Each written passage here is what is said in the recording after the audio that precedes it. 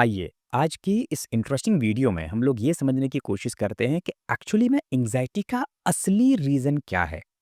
अगर आप ये असली रीज़न समझ गए, तो एंग्ज़ायटी से निकलना बहुत ज़्यादा आसान हो जाता है। एंग्ज़ायटी कोई भी ऐसी चीज़ नहीं है कि ये आपके साथ पर्टिकुलर हो रही है या ये सिर्फ़ आपके साथ ही है, बल्कि ये एक ऐसी चीज़ है, जो हर किसी व्यक्ति के साथ होती है। ये अलग बात है कि किसी की एंग्ज़ायटी यहाँ पर होती है और किसी की एंग्ज़ायटी यहाँ पर होती है। मतलब किसी को बहुत नॉर्मल लेवल पे एंग्ज़ायटी होती है, किसी को बहुत हाई लेवल पे एंग्ज़ायटी होती है और किसी की एंग्ज़ायटी उसकी बॉडी पे दिखने लगती है। मतलब एंग्ज़ायटी इतनी ज़्यादा हाई हो जाती है कि उसके सिम्पटम्स आने लगते हैं। तो जब सिम्पटम्स आने लगे, तब समझिए कि एंग्ज़ायटी जो है वो खराब रास्ते की तरफ जा रही है। तो आपको अब यहाँ पर सतर्क होना पड़ेगा, थोड़ा-सा कॉशियस होना पड़ेगा। लेकिन उससे पहले ये समझना ज़रूरी है कि एक्चुअली में एंग्ज़ायटी होती क्यों है? देखिए, जहाँ तक जब मुझे एंग्ज़ायटी हुई, तो मुझे तो खुद भी समझ में नहीं आ रहा था, जैसे आपको भी शायद समझ में नहीं आ रहा होगा और ये बहुत नॉर्मल है, बहुत ही कॉमन है। जब एंग्ज़ायटी होती है, तो ज़्यादातर लोगों को ये समझ में नहीं आता कि ये क्यों हो रही है। लेकिन जब मैंने बाद में रियलाइज़ किया, तो पता चला कि एक्चुअली में ये जो एंग्ज़ायटी है ना, इसका मुझे जो एक मेन रीज़न समझ में आया, ये देखिए मैं कोई डॉक्टर या कोई साइकोलॉजिस्ट नहीं हूँ, ये मैं अपने एक्सपीरियंस से बता रहा हूँ, जो मुझे एक्चुअली में समझ में आया कि एंग्ज़ायटी क्यों होती है। तो मुझे ये समझ में आया कि एंग्ज़ायटी का एक मेन रीज़न जो है, वो ये है कि आपको जब किसी पर्टिकुलर चीज़ के बारे में मालूम नहीं होता, तो आपको एंग्ज़ायटी होगी। एग्ज़ाम्पल के तौर पर देखते हैं, आपको अगर किसी स्टेज पे चढ़ा दिया जाए और आपको उस स्टेज पे बोलना ना आए, तो आप घबराएँगे, आपको टेंशन होगी, एंग्ज़ायटी होगी, है ना? लेकिन अगर आपको कोई ऐसा टॉपिक बोलने के लिए दिया जाए, जिस पर आप बिल्कुल फ्लुएंटली बोलते हैं, आप बिल्कुल माहिर हैं उसपे और आपको अगर स्टेज पे चढ़ा दिया जाए, तो आप आसानी से बोल लेंगे। अब अगर इसको थोड़ा-सा अलग वे में देखें, तो जैसे मान लीजिए कि आप अपने फ्रेंड सर्किल में जब किसी टॉपिक पर डिस्कशन करते हैं, तो आप बिल्कुल ईज़िली डिस्कशन कर पाते हैं। क्यों? क्योंकि आपको वहाँ पर ये चीज़ मालूम है कि भई ये मेरे फ्रेंड हैं और ये मुझे किस तरीके से मेरी बातों को लेंगे और वहाँ पर आप घबराते नहीं हैं। तो आप अपनी बात ईज़िली वहाँ पर रख पाते हैं। लेकिन वहीं जब आप स्टेज पे जाते हैं, तो क्योंकि आपने उतना बड़ा स्टेज कभी फेस नहीं किया होता है, उसका एक्सपीरियंस आपको नहीं होता है, आप घबरा जाते हैं, एंग्ज़ायटी आ जाती है। तो जब कभी भी कोई ऐसी सिचुएशन हमारी बॉडी के साथ आती है जिसको बॉडी नहीं समझ पाती है या बॉडी नहीं जानती है, तो वो एंग्जायटी की तरफ बढ़ जाती है। तो अगर आप एक बार ये समझ गए कि एक्चुअली में एंग्जायटी होती है और किस लेवल तक होती है और उसको कैसे मैनेज किया जाता है, तो आपको एंग्जायटी होना बहुत हद तक कम हो जाता है। आपको बताऊँ देखिए, जितनी भी एंग्ज़ायटी की टेक्निक्स हैं, जो मैंने काफ़ी हद तक बहुत सारी एंग्ज़ायटी की टेक्निक्स सीखी, तो मुझे उसमें ये समझ में आया कि जो एंग्ज़ायटी की टेक्निक्स हैं, जब आप सीख लेते हैं, तो आपकी एंग्ज़ायटी कम क्यों हो जाती है? क्योंकि अब आपको पता चल चुका है कि अच्छा, अगर एंग्ज़ायटी हुई, तो मुझे ये स्टेप लेना है। अगर पैनिक अटैक आया, तो मुझे ये करना है। तो जब आप वो स्टेप सीख जाते हैं और आप उन स्टेप्स को फ़ॉलो करते हैं, तो आप मतलब ये है कि जैसे कोई हमला होने वाला है, तो आप पहले से सतर्क हो, पहले से आप तैयार हो कि भई अगर हमला होगा, तो मैं इस चीज़ के साथ तैयार हूँ। मतलब मेरे पास ये हथियार हैं, मेरे पास ये सारे मतलब टूल्स हैं कि इसके थ्रू मैं तैयार हूँ लड़ने के लिए और मैं मुकाबला कर सकता हूँ। तो इसकी वजह से क्या होता है कि आपकी एंग्ज़ायटी धीरे-धीरे आनी बंद हो जाती है। तो अगर आपको वो सिचुएशन समझ में आ जाए कि एंग्ज़ायटी आपको हो क्यों रही है और उस एंग्ज़ायटी के पीछे का रीज़न जब आप ढूँढने लगेंगे और आप समझ जाएँगे, तो आप उस चीज़ के बारे में अवेयर हो जाएँगे। और जब एक बार आप अवेयर हो जाएँगे, तो फिर धीरे-धीरे एंग्ज़ायटी खत्म हो जाएगी। क्योंकि मेरे केस में मैंने इस चीज़ को बहुत ही डीपली मॉनिटर किया। आपको बताऊँ, जब मुझे एंग्ज़ायटी और पैनिक अटैक आते थे, तो मुझे भी कुछ समझ में नहीं आता था।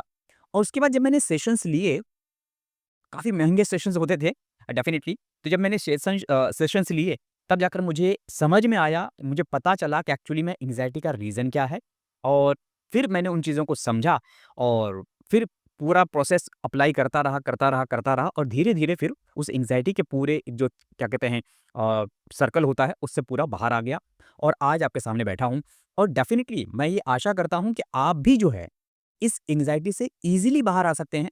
बस ज़रूरत है आपको इस बात को समझने की कि आपको एंग्ज़ायटी क्यों हुई है और आप किस वजह से इस एंग्ज़ायटी से घबरा रहे हैं।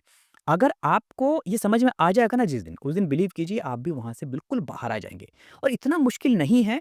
हाँ, हो सकता है कि कहीं पर आपको बहुत ज़्यादा घबरा दिया जाए, कहीं पर आपको बहुत ज़्यादा डरा दिया जाए कि ऐसा है, वैसा है, तो उससे थोड़ा-सा सतर्क रहिए और थोड़ा-सा खुद को मोटिवेट रखिए और हाँ, इस चीज़ के लिए बिल्कुल तैयार रहिए कि आपको अगर एंग्ज़ायटी हो गई है तो सबसे पहले आपको उसे कन्फर्म कर लेना चाहिए कि आपको एंग्जायटी ही है या कोई और समस्या है। बहुत सारे लोग इस बात को कन्फर्म नहीं करते, जो एक अच्छी चीज़ नहीं है। आपको कन्फर्म कर लेना चाहिए। या तो आप किसी साइकोलॉजिस्ट से मिल सकते हैं या फिर आप किसी साइकियाट्रिस्ट से मिल सकते हैं या नहीं तो बहुत सारे क्या कहते हैं कि टूल्स वगैरह हैं या फिर टूल्स वगैरह आप नहीं कहेंगे लेकिन ये कहेंगे कि बहुत सारी चीज़ें जो आप खुद एनालाइज़ करके पता कर सकते हैं। तो आप उन सब चीज़ों को एनालाइज़ वगैरह करके देखिए कि अगर आपको कन्फर्म हो जाता है कि आपको एंग्जायटी है, तो तकरीबन मान के चलिए कि 50% तो टेंशन वहीं खत्म हो जाएगी जब आपको पता चल जाएगा कि आपको एंग्जायटी है। ज़्यादातर लोगों को टेंशन क्यों होती है? क्योंकि उनको कन्फर्म नहीं होता कि उन्हें एंग्जायटी है या कोई और समस्या है। वो इसी वजह से परेशान होते हैं कि आइदर एंग्जायटी से जूझ रहा हूँ या कोई और समस्या है। तो आप पहले इसको कन्फर्म कर लीजिए। कन्फर्म करने के बाद जो है जितनी जल्दी हो आप इसका इलाज जो है शुरू कर दीजिए। क्योंकि जितना डिले आप करेंगे, आप खुद पर उतना ज़्यादा नुकसान करते हैं। तो क्योंकि मैंने खुद इस चीज़ को महसूस किया है कि इसका एक ही सॉल्यूशन है, वो सॉल्यूशन ये है कि खुद पर आपको जब पता चल जाए कि एंग्जायटी है तो आपको खुद पर काम करना शुरू कर देना चाहिए। और जिस दिन से आप काम शुरू कर देंगे, बिलीव कीजिए आप बहुत जल्दी बाहर आ जाएँगे। मुझे जब तक पता नहीं था, मैं बहुत परेशान रहा, लेकिन जब पता चला, उसके तकरीबन 1 महीने के अंदर ही मैं पूरी तरीके से एंग्जायटी से बाहर आ गया।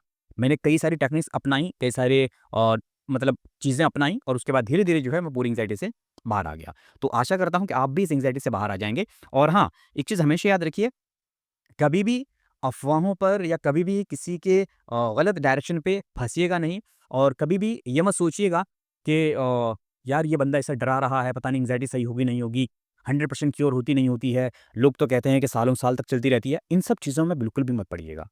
बहुत सारे ऐसे लोग हैं जो एंग्ज़ायटी से पूरी तरीके से बाहर आ गए हैं। हाँ, कुछ ऐसे केसेज़ होते हैं जहाँ पर बहुत सीवियर केस होता है, तो वो एक अलग टॉपिक है और उस टॉपिक पर खैर हम नहीं जाएँगे क्योंकि उस टॉपिक के बारे में कोई मुझे उतनी ज़्यादा नॉलेज नहीं है, तो मैं उस टॉपिक पर मैं जाऊँगा भी नहीं।